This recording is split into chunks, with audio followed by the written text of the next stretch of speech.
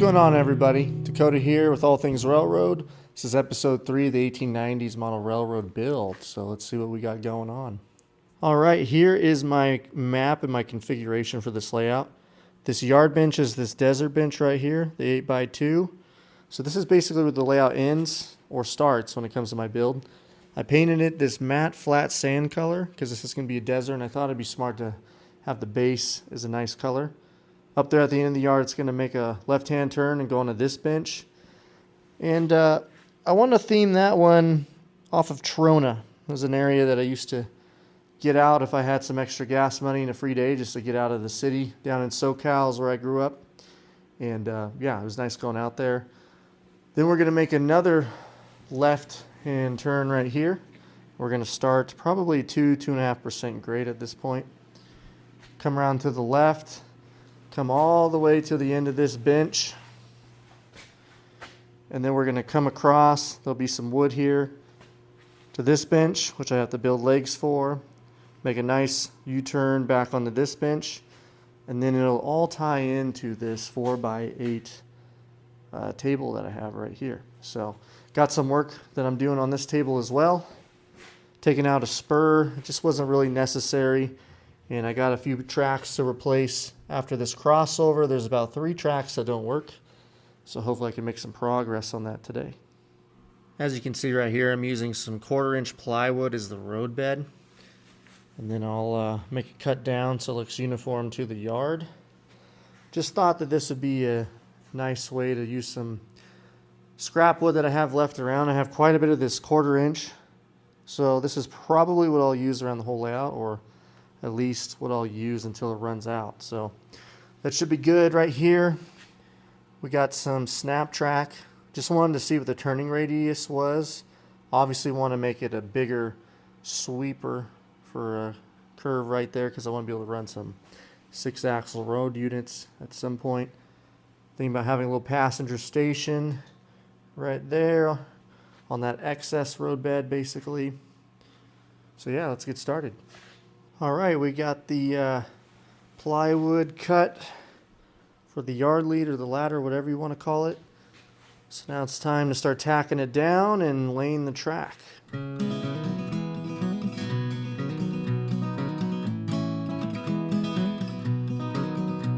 All right, we got the yard tacked in. I tried to use a time lapse, but of course that failed. Oh, brother, this guy stinks! So yeah, I really wanted to work on it being straight and even, and there's a few spots as you can see, but I think I got it pretty good. It's acceptable. I've always been pretty uptight about making the track look real, so that's good. I decided over here to add this switch and then run another spur track, and if you look closely, this is old brass track and it's all corroded. So I'm thinking an abandoned industry would work perfect there. So almost like unused track. An old, maybe rundown looking building. But overall, I think this is a great start. It's definitely a little tricky using all these little pieces, making everything fit in good. But I made it happen, tacked it down.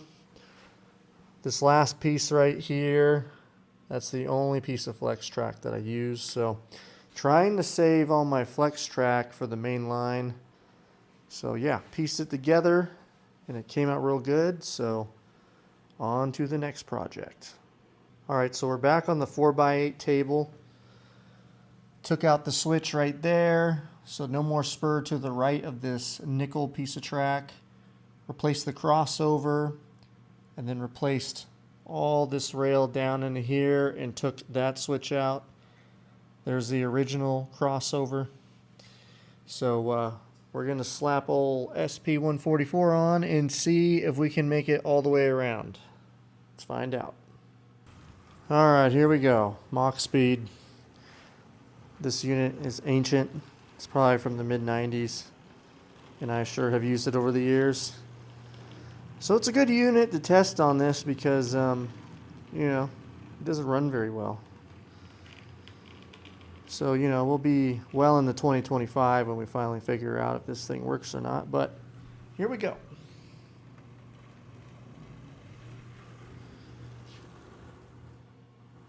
Oh,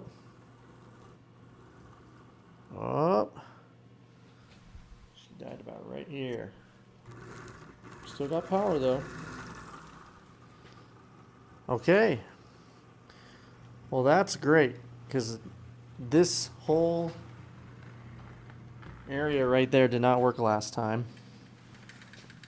And this unit is running a lot worse than normal, as you can hear. Yeehaw. It is about 30 degrees in here right now. That's how committed I am. Yeah, I think we're going to call it there on running her around. But basically, what we learned is that the dead spot is now fixed.